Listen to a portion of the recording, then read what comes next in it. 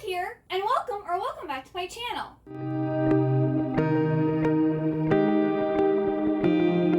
So today I'm going to be doing my May reading wrap-up. So I'm going to be talking about all of the books that I read in May. Let's go over the statistics first. In May, I read a total of 23 books, which is actually very good.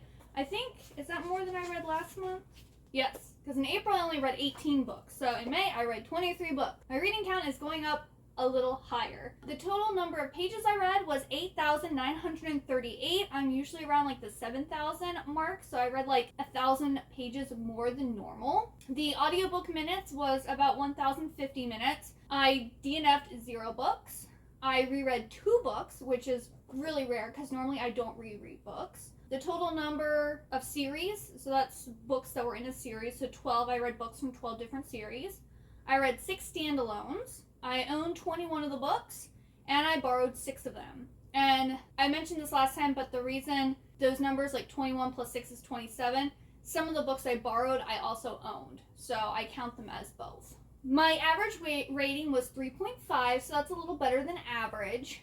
I did have a couple 2 stars, I think, this month. I think I had a 2-star and a 2.5 star. So that kind of lowered the average, but I did also have some 5 stars. And then my most read format was graphic novel. In this case, manga or manhwa, because I read a lot, well, not a lot, but a decent amount of manga and manhwa in May. And then my most read genre was romance. And then the longest book I read, and also the first book I finished in the month, was A Study in Darkness by Emma Jane Holloway. This is the second book in Baskerville Affair trilogy. So this follows Sherlock Holmes' niece, Evelina, and this is set in like a steampunk Victorian era, and we have like feuding lords, and like there's the Blue Lord and the Gold Lord and the Green Lord, and like they control different parts of London. And so she's having to help one lord like try to like stop the plans of another lord. And it was interesting. I don't remember enjoying this one as much as the first book, but the first book I read several years ago. Maybe I just wasn't in the mood for this. So it was good, but I didn't love it as much. But if you want like a steampunk trilogy that's centered around Sherlock Holmes and his family, I would suggest this book. It's pretty good. Or this series. And then my top favorites of the month, my 2 rereads were 2 of my favorites, and then I had to read a manga series. Well, I didn't have to, but Orange Volume 1, or Orange Complete Collection number 1 was Mel Citadel pick for May, and then I just decided to read the entire series. I gave this series overall a 4.5. On Goodreads, I gave the first one 5 stars, and then the other ones I gave 4 stars, and I just said 4.5 for the entire series because the first one, oh my goodness, it was so good, and I was crying multiple times throughout this story. Like, I kind of knew where it was going and what, like, really early on I figured what was happening and what the characters were trying to stop from happening. But we have this group of friends, and our main girl character, Naho, I think it's the first day of 11th grade, she gets this letter from herself 10 years in the future, and it outlines all these things that are going to happen, and it concerns this new boy that is coming to class. Everything focuses on him and like her regrets and like things that she could have done better for Kakeru. And it's a sweet little romance. It also has like a sci-fi time travel aspect to it. It's got like a strong friendship group, and it was just so good. So many people who even just read manga casually talk about how amazing the series is, and I'm like, usually I'm not on the hype train. I'm on the hype train for this. I get why so many people love this series. It was so good. I haven't heard anyone talk about this one yet, but the 7th and final volume just came out in March, which is To You, Dear One. So in total, there's 7 volumes of Orange. If you like this series and you didn't know, there is a 7th volume that recently came out. I highly recommend this series. It is really, really good. I don't know if it's one of my favorite series, but it is really good, and I'm glad I have it in my manga collection. Then my first reread, this one I gave 4 stars too. I originally gave it 4 stars. I wanted to reread this one so I can continue the series. This is one of the books on my 23 books to read in 2023. And I've been hearing some people talk about this, and like I was feeling, FOMO. and I wanted to get to it. I didn't really remember anything about this book besides that I liked it. And literally rereading it, I didn't remember anything. My memory is that horrible. I can really like a book and then reread it and literally not remember anything. The only thing I remember was there's one scene at the beginning. They're like doing like a nude drawing class, and the main girl character does something to the person who's naked, like the model. And I remember that part of the book. I was like, oh yeah, I remember this. This is hilarious. But that was like the only part of the book I remember. But we have Karu, who has been raised by demons. They're like different creatures. There's like, you know, there's like a snake lady, and like I think he sounds almost like a minotaur. So they're almost like mystical or magical creatures, but they're called demons in this world. And then we have angels, and they're like two feuding species that are like in a war with each other, and Karu kind of gets sucked into it. You know, she just thought she was a normal girl, and she's not. And also there's like a romance between her and an angel, which also unlocks things from her past. It's not reincarnation, but it kind of has like a reincarnated trope or reincarnation trope in it, which I also really like. So I really enjoyed my reread of this, and I do want to continue on the series, hopefully very soon. I wanted to in June, but then I let my bestie Jennifer control my TBR, and that did not get chosen. But I'm looking forward to continuing on with the series. And then I reread one of my favorite books ever, which was Nevermore by Kelly Creog. And I did give this a 5 stars again, just like I originally gave it. But I don't think I enjoyed it as much the second time as the first time. And I did remember more of this. Like, as I was reading, I was like, okay, yeah, I remember this character. I remember this. You know, my memory for this was better. But my biggest issue is this, is that we have Isabel, who's this cheerleader popular girl who has this, I think, a football player boyfriend called Brad. And then we have Varen, who's kind of like this reclusive goth boy who always kind of sits by himself and, you know, keeps himself or whatever. Well, for their English class, they are assigned as a team to choose a author and like do a presentation on them. And they decide to, well, I should say Varen decides to do Edgar Allan Poe. When they get assigned to be partners, he writes his phone number on her hand. Well, apparently this pisses off the popular crowd. And so her boyfriend, as well as boyfriend, starts like bullying Varen. And people are like, why are you hanging out with him? And like her parents are like, or I should say her dad's like, I don't want you around him. She is assigned a school project with him. It's not like she randomly decided to hang out with the local goth boy. She was assigned a school project. And everyone's acting like there's an issue with her spending time with him to work on their project. And so that like really irritated me, because no one goes to the teacher to like reassign them partners.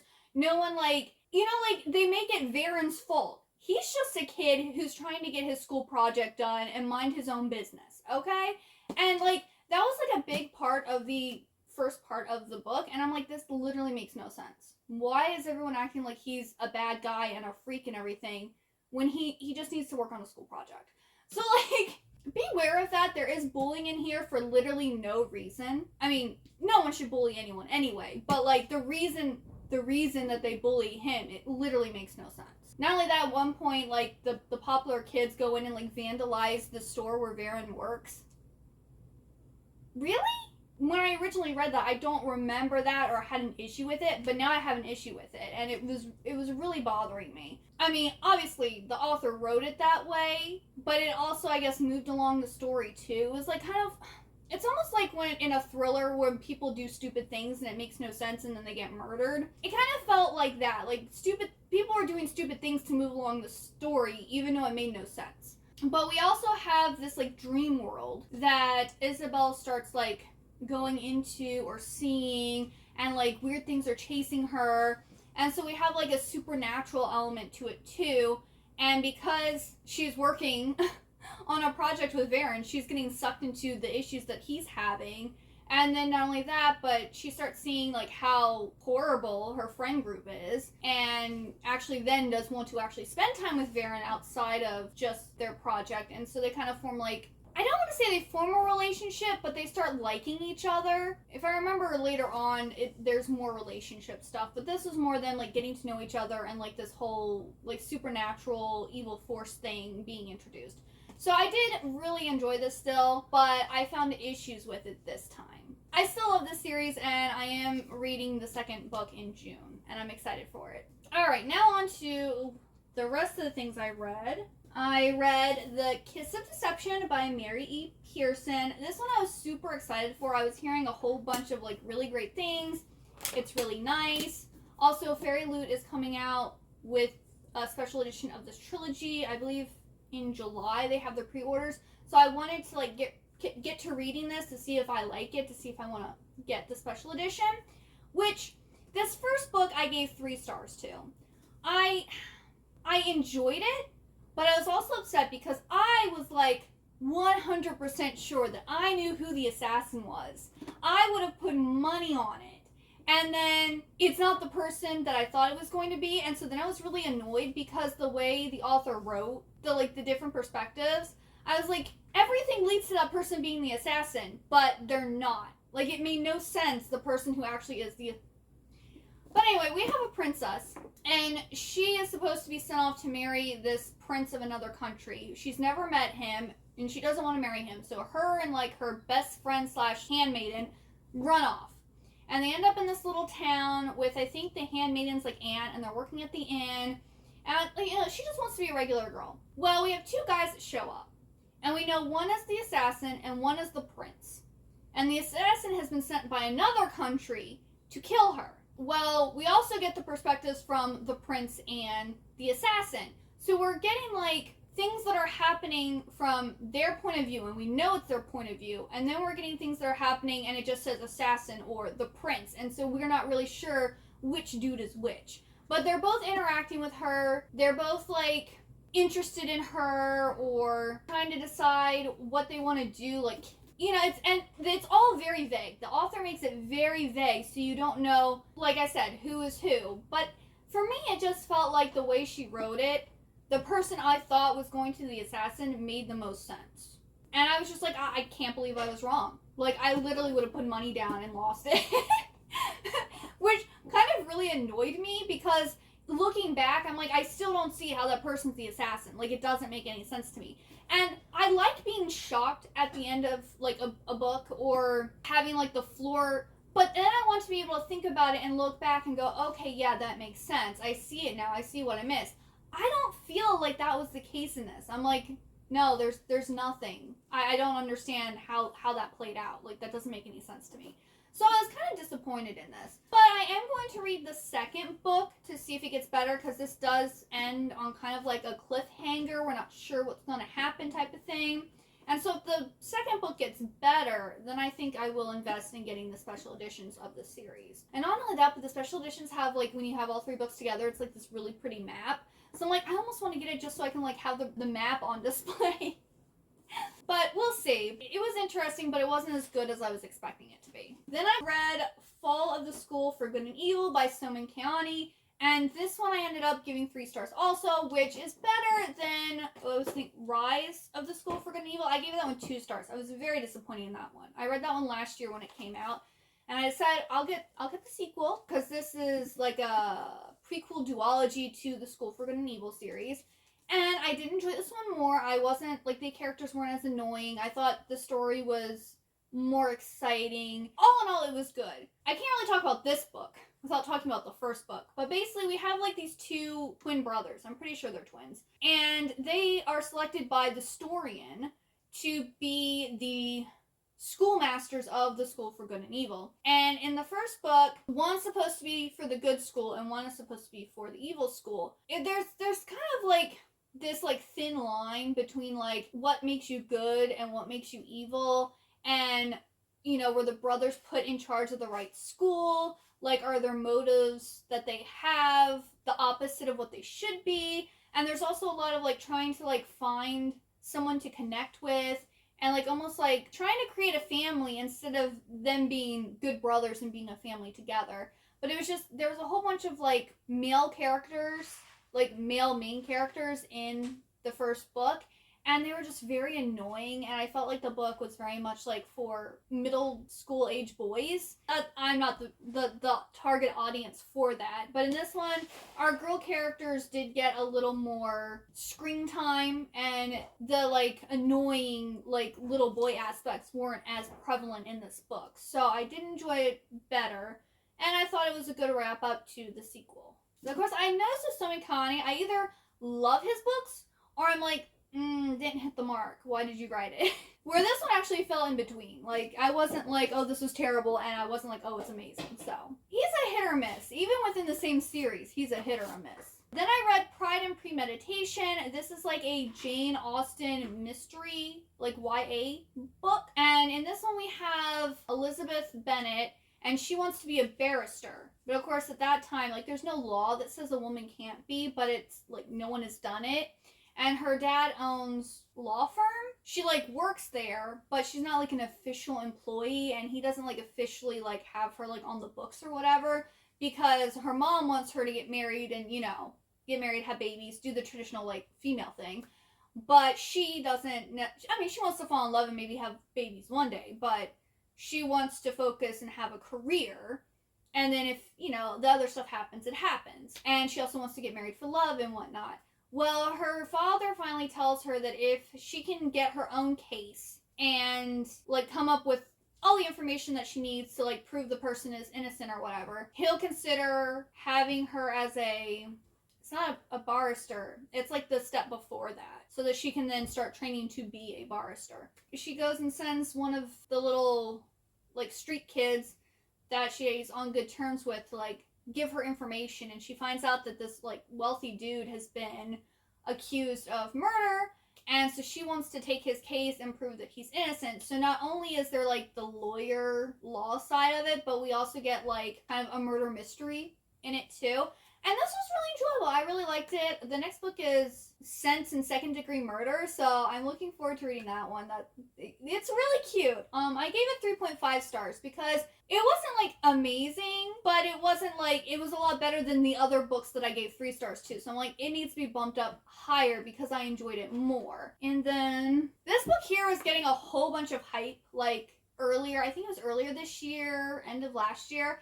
And I was like, okay, it sounds really cute. I want to give it a try, which is Better Than the Movies by Lynn Painter. I gave this one 3 stars. It just wasn't funny enough, in my opinion. Like, this is supposed to be a rom-com. We have this girl named Liz, and she has this crush on this guy named Michael. And she's had a crush on him for a really long time, but he moved away, and he's just moved back into town. Well, her next door neighbor, Wes, who they're kind of like rivals, they like fight over this parking spot. And he's friends with Michael, so she wants Wes's help to get Michael to like her and ask her to prom, and in turn, he will get the parking spot and she will stop fighting him over it. At the beginning of each chapter, we have like a quote from a rom-com movie. So that I thought was really cute. But the story overall wasn't funny enough for me. Like, it was cute, and I already knew what the ending was going to be, which, I mean, generally when you go into a romance novel, you know what the ending's going to be. It just didn't wow me, and I don't get the hype for this one. I was like, it was okay, but nothing special in my opinion. So that's why I gave it 3 stars. Then I listened to This Vicious Grace by Emily Thied, and this was interesting. So this is set in this world where every 50 years, every 10 years, every so many years, these demons come and attack their island, and there's one girl who is chosen to like protect the island by their whatever god they worship. And she's supposed to choose one of these magical people to help like boost her magical abilities to protect this island. The only issue is the girl who's chosen basically drains the power or life out of anyone who isn't her like chosen person. So she's chosen, I think it's like 2 or 3 people already, and for whatever reason she's killing them instead of fusing their powers together. The townspeople end up thinking that she's bad and that she's actually a demon herself, and that basically it's kind of like the end of the world. And so people are trying to kill her. So she hires this like mercenary guy to be her guard because she can't trust like the soldiers that are supposed to protect her because some of them have actually tried to kill her. And so she kind of starts forming a relationship with him, and she starts learning more about her own powers. and they like are trying to like change up their system to make it so that they can protect the island and do it their way instead of like the way that it's always been done. And it was really interesting. I gave this one 3.5 stars also because, again, I liked it more than the 3-star books that I was reading, but it wasn't quite, like, I didn't like it as much as Daughter and Smoke a Bone, which I gave 4 stars, so that's why I got 3.5. I think I'm going to continue reading this series, but I don't think I'm going to be buying the Fairy Loot Special Editions, and I'm going to be selling this one on my Macari, because it was good, but I don't need it in my collection. It's just, it wasn't amazing, and I don't think I'll ever read it again. But it was interesting enough that I think I will borrow the next book from, like, my library or whatever to continue the series. Then I got a new manhwa series. I found the first one at Target, read it, I was like, I need the next one. So I went to Barnes & Noble and got the second one. And then when my bestie Jennifer and I went book shopping later in the month, number 3 had come out. So I went and got all 3 books and read them all in May, and that is Villains Are Destined to Die by Suol and Guan Gyo. I might have said that right, I don't know. But I basically got this because it is gorgeous. This is like the prettiest thing I think I've ever seen. Like, oh, look at that. Beautiful. Absolutely gorgeous. Full color, everyone. Like, these 3 books here are heavier than a hardcover. But this is about this girl who's kind of had this really rough life, and I think her mom was married to her stepfather, and she like cheated on him and had the daughter, and so she's kind of been looked down upon, and her older brothers, who are I guess like legitimate type of thing, also treat her horribly, and so she's finally convinced her father to let her go off and like basically go to like boarding school or whatever. And there's this really popular game that everyone's playing, and she's like, okay, I'll give it a try. So she beats the game on like easy mode, and then she decides to do hard mode. Well, when she wakes up the next day, she's in the video game, and she's the villainess. And so she has to like go and do all of these things to like keep herself from getting murdered.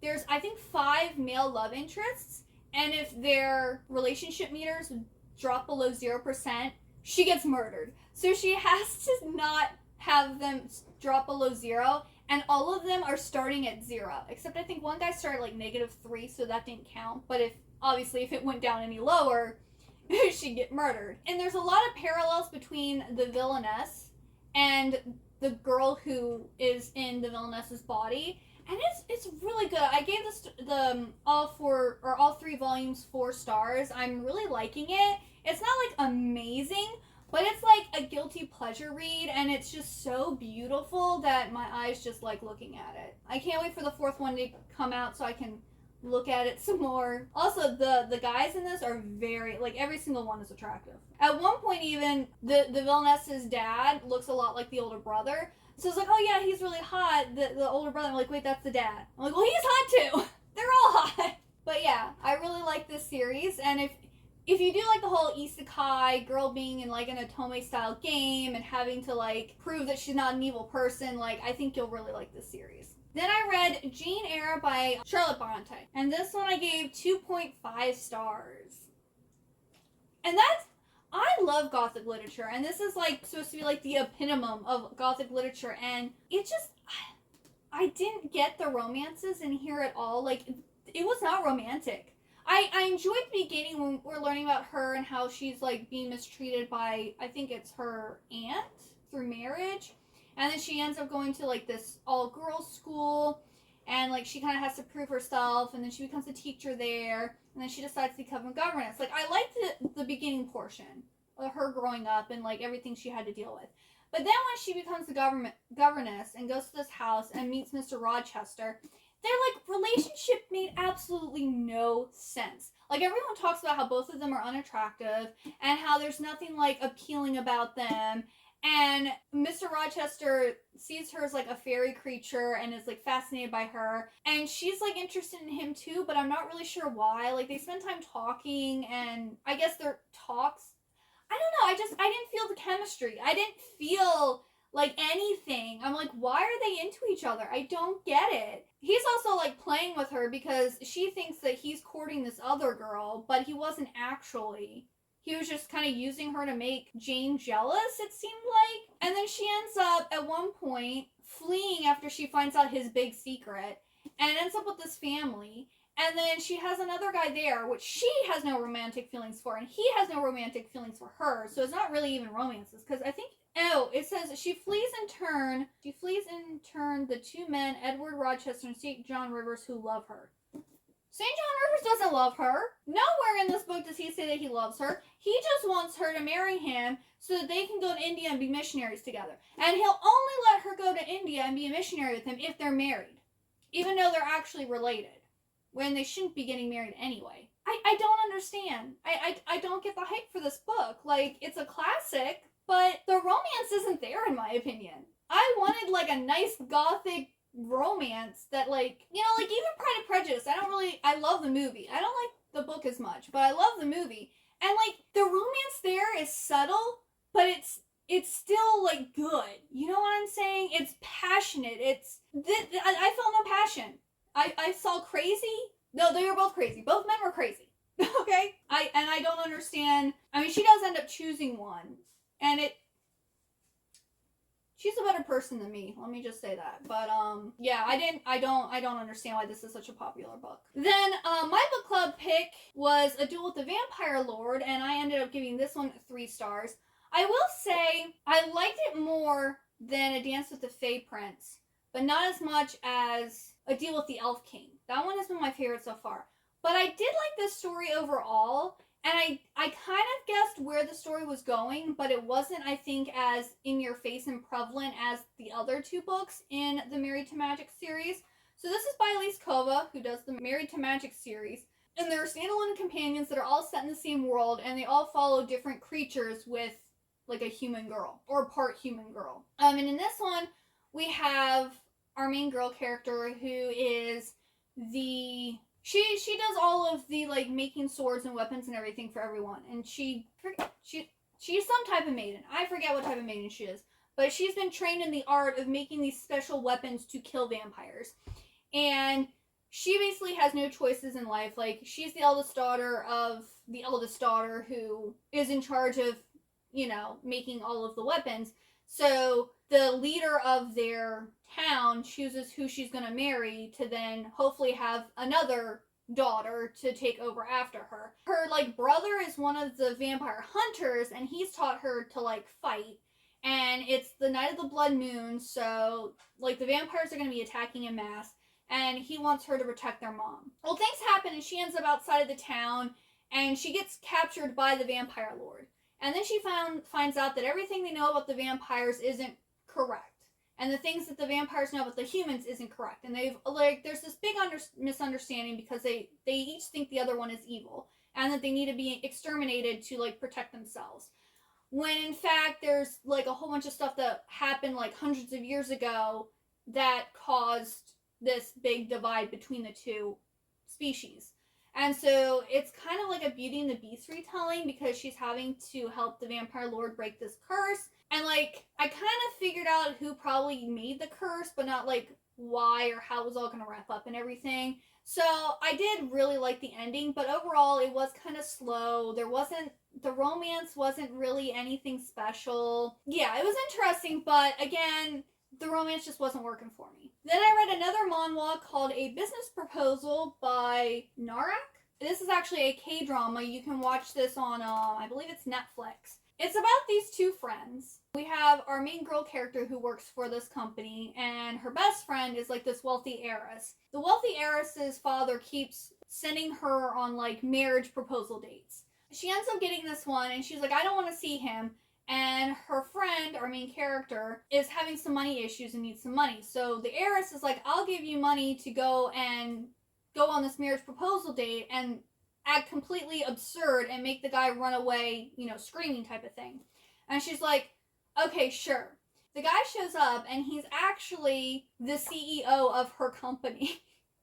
And she, like, is wearing a wig and has, like, is super made up in, like, tight clothing, and she's acting like a slut, pretty much, to try, because, you know, over in Korean culture, it's very much, you know, that slut culture is not something they look fondly upon. So that's what she's wanting him to run away screaming. that she's not the type of girl that you marry. He has had in his mind his grandfather is wanting him to get married, and he told him that he's going to send him on all these marriage proposal dates until he finds the woman, a woman to marry. So he's like, the first girl I meet is the one I'm marrying because I don't have time to go on all these marriage proposals. So he gets stuck with her, who's not even the person he's supposed to meet, and he's like, I'm going to marry her no matter what. He goes, once we're married, I don't care who you sleep with, what you do. You know, I just want to marry you. And she's just like, what? And it's absolutely absurd. It's hilarious. I'm hoping that because I only watched the first 3 episodes of the K-drama. I was really liking it, but K-dramas are so long. And like generally when I'm watching TV or a movie or something, I'm also like to be on my phone, and I can't do that when I'm reading subtitles. So I haven't gotten back to it yet. It's hilarious. It's cute, but I'm hoping that like there's actually going to be a relationship between our main character and her CEO.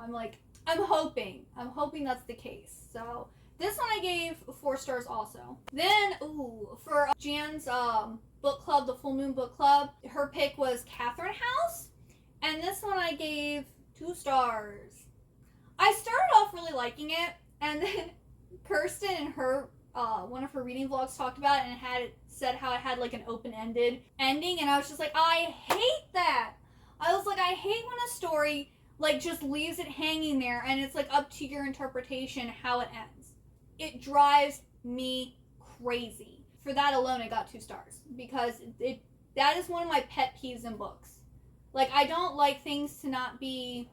Now, if it's vibes, like if I'm reading something and it's all vibes and I'm just there for like the writing and the vibes, it's okay if everything's not spelled out exactly as long as I get a pretty clear picture of what's happening.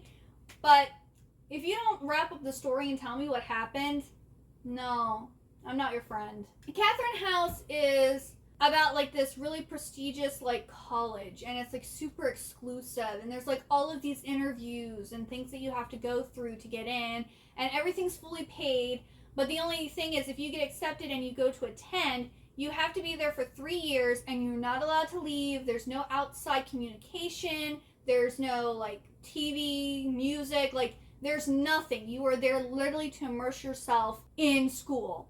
And they do these weird, it's called plasma, and the big like special project that they kind of want people to go into is this plasma study. And so they do this thing where like they put these pin things into you, and like they do this chanting that's like, I am in the house, the house is in the woods, and it's almost like they're trying to brainwash them or something. It seems like this brainwashing stuff isn't working on like our main girl character, and so she kind of has like where it works, and then like she has like a moment of sanity or whatever, and like she's like, there's something weird going on, and she's like, what's going on with this plasma, what are they doing, like what's the chanting for? And like she goes to look into it, and then she decides that stuff's going down and she doesn't want to be a part of it.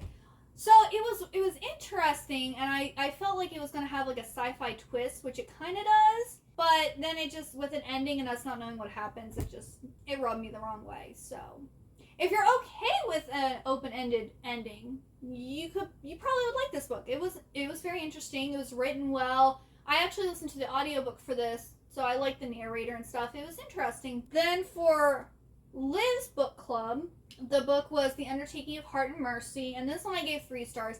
This one was interesting, but the world building was terrible. There is no explanation really of anything that's going on. We're in this like fantasy world where there's like the old gods and the new gods, and then there's like portals to take you, I think, between the godlands and where the humans live.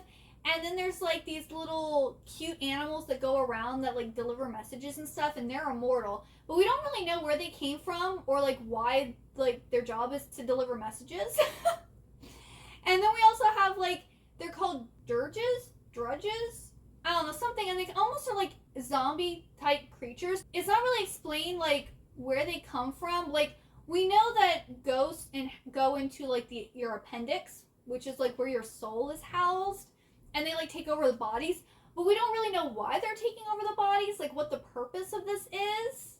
And like our 2 main characters are like rivals because they rubbed each other the wrong way when they first met, and they've like hated each other ever since. the male character Hart ends up writing a letter. He's like, he's kind of depressed and sad one night, so he just writes a letter to a friend and puts it in the message bin, not knowing, he doesn't think it's ever going to get delivered to anyone because it's not addressed to any specific person.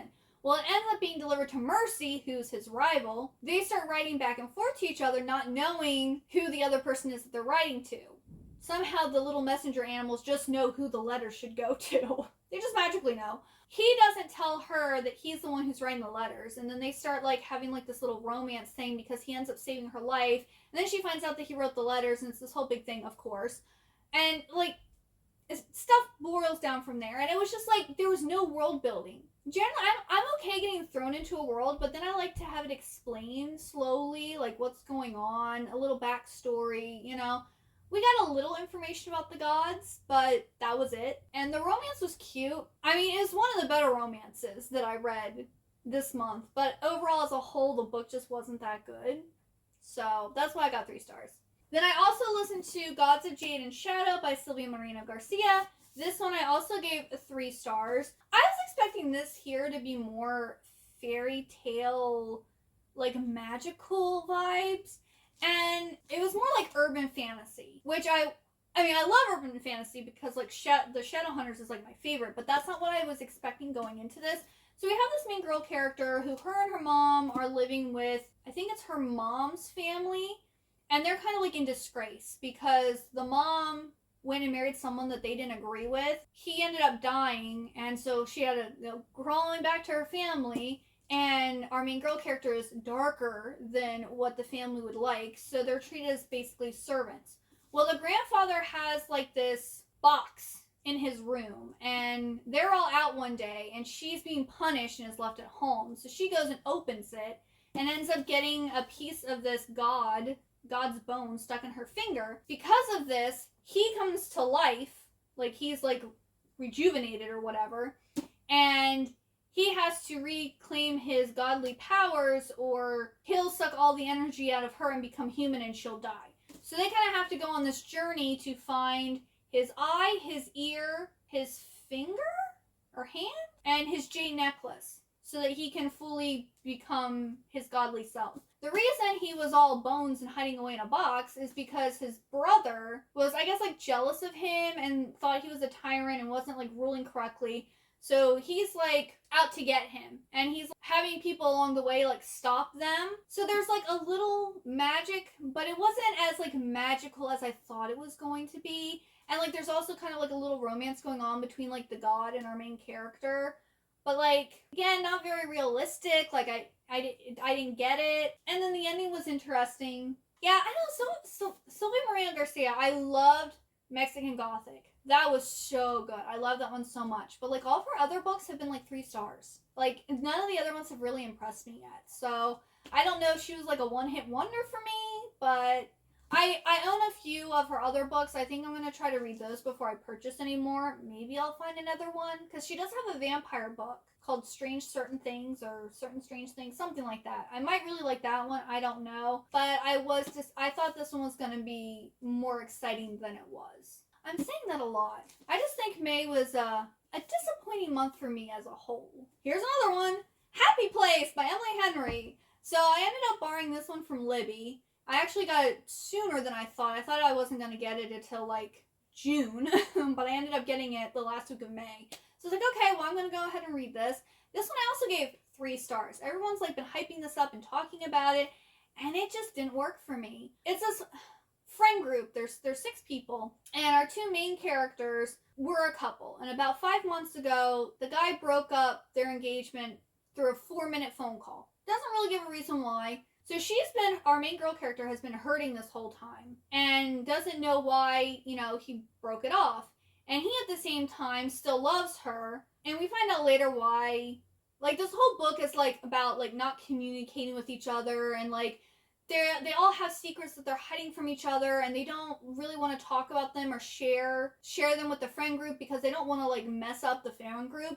But not only that, but like they all go to this beach house for like, it's the last summer it's gonna happen, because they all find out that early on, like I think it's like the 2nd chapter, they find out that the beach house is being sold, and so they won't be able to go there anymore. They're basically just partying at this beach house. They're getting high, they're getting drunk, doing stuff while all trying to like keep their secrets from each other. And I was just like, okay. Like that was the whole book. The relationship was kind of cute between our two main characters, but it all came down to miscommunication. They weren't communicating each other. They were thinking that they were doing what was best for the other person without asking that person if that's what that person needed. Like they didn't say, what do you need? Or, you know, talk about what they can improve in their relationship and stuff. And I hate the miscommunication trope. Like, I am if you have an issue, if there's something that's bothering you, if there's something on your mind, you need to talk about it. Like, my husband and I are very much, if we're not happy, if the other person's doing something that's annoying us, if they're not doing something that we think that they should be doing, we're going to tell each other. Like, that's, like, a very important thing in a relationship, to talk to each other constantly about everything, and not to be like, if you don't feel 100% confident talking to your significant other, they probably shouldn't be your significant other. Because obviously you don't feel comfortable being yourself and being honest with that person. You think they're going to judge you or get mad at you. They're not the person for you. I mean, maybe they're going to communicate more with each other now. I don't know. But it just was a lackluster book in my opinion. The final book I read was Silvern by Christina Farley. This is the second book in the Gilded trilogy. I gave this one 3 stars too, but I'm kind of torn because I was like, if I don't like the second book, I'm not going to read the third book. But the second, because the first book I almost feel like you can almost read as a standalone, but the second one you can't. You kind of have to read the third and final book to finish this like storyline. So I'm like, oh, I mean, now granted, I did like this one better than the first book. This one had more action. The story made more sense. There's more substance. We got more the friend dynamic. There was like, I feel like the stakes were a little higher. So this was better than the first book. But I don't know, like if this also had felt like a standalone, I might not continue the series. But because I want to finish the arc and find out what happens to this bad guy, I'm going to continue. Plus I already own the third book too. But the original book is about Jihua Lee. And she is a Korean American whose dad ends up getting a job in Korea, South Korea. And so they go there and she's like in this, I guess like international school with like people from all over the world. And her ancestors, like all the eldest daughter throughout history has been taken by this god. And she's next. And so she finds out about like this secret society that's supposed to keep like the supernatural world in check so that they don't like take over Korea. And they're trying to help her, like, not get taken, but also to stop the bad guy and to, like, save her ancestors. And so it was really interesting, but it just didn't make sense why the god was so upset and, like, why he had to keep stealing the, eldest daughter of the family. And not only that, but we get in this one that one of the daughters actually was in love with him and wanted to be with him, but then he still ended up, like, punishing her. And I'm like, okay, so you finally got a pretty girl from this family that's in love with you and you're not gonna be happy and marry her? Like, I don't know, it was just, like, that whole, like, premise is, like, just ridiculous. And, like, synopsis-wise, it sounded good, but it just didn't make any sense reading it. She's now, like, she defeated that guy in the first book, obviously, because there's a second book. And she now has a new foe who's a god that she's having to deal with. And I thought it was more exciting. It was more enjoyable. I did like this more. So yeah, that was everything that I read in May. There was a lot. And a lot of it, sadly, was mediocre. But the books I loved, I really loved. And everything else, I was just kind of like, meh. When you read a ton of books, you're going to end up with a lot of meh books. Because not every book is amazing. And then not only that, but if you've devoured so much content, stuff starts feeling too much like other things, you know? But anyway, wow, this video is almost an hour, so if you made it all the way to the end, thank you. Please leave me like a briefcase emoji or like a pen, you know, something that has to do with business. If you like this video, please like it and also subscribe for more content from me. I also have a Discord channel where you can chat with me and also join my book club. I hope you have a wonderful good day or night, and I hope to see you next time.